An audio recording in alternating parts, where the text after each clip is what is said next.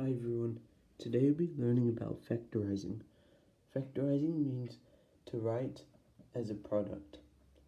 Let's get into some examples of factorizing. By the way, factorizing is the opposite of expansion. Okay, so the first question is going to be AY plus AZ. So in factorizing you need to take out the common terms and from the equation. So in this case, A is the common term, as A is in both AY and AZ.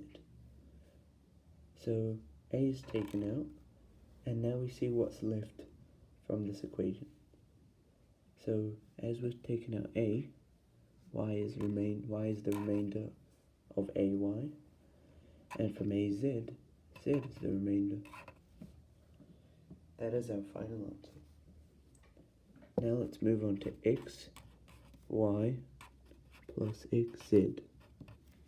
Same thing, but this time it's x. So x is taken out, and y plus z is the remainder.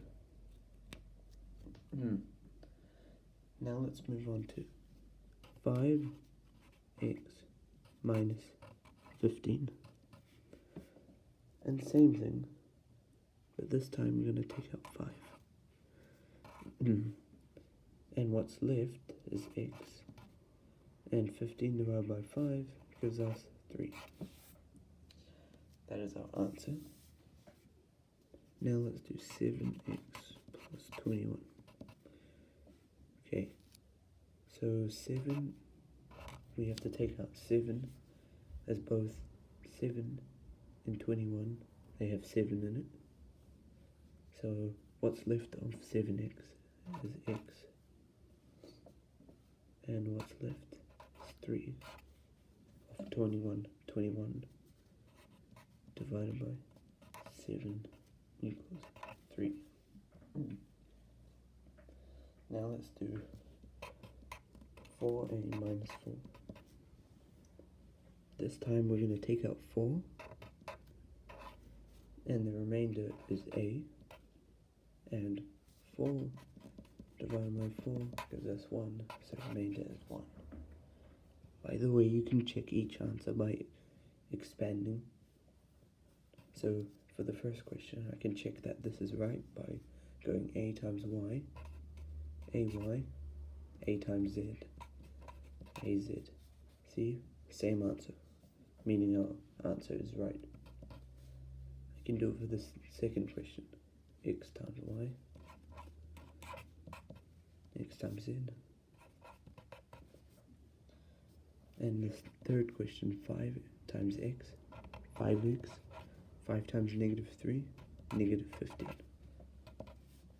Same thing, 7 times x, 7x, 7 times 3, 21. Same thing for 4a minus 4, 4 times a, 4a, 4 times negative 1, minus 4. There we go. So now it shows that these are right. Okay, let's move on to 3. Move on to 3ax squared plus 6x equals. Same thing. So what's common between 3 and 6? In this case it's 3, as both 3 and 6 have 3 in it. Okay, next step is to take it, and now we have to check all the terms, by the way. So a is not present in 6x, meaning that it's not a common term, but x squared and x are there. So we take the lowest value from this. So in this case it's x, as both 3ax squared and 6x, they both have an x in it, so we take out x. And the remainder of 3ax squared, so we do 3ax squared over 3x, and now we cross out and see what the remainder is. So 3, 3. This gets crossed out. And then we're left with a over, oh wait, never mind, ax, sorry. So it's just ax. Okay, so 3x times ax gives us 3ax squared. So now we do the same thing for 6x. 6x over 3x. 6 divided by 3 gives us 2. So we cross this out, we get 2. And x and x cross out, so we just get 2. So it's plus 2. Okay, now let's move on to a harder question. Let's move on to 3x squared plus 4x to the power of 3. Okay, so next step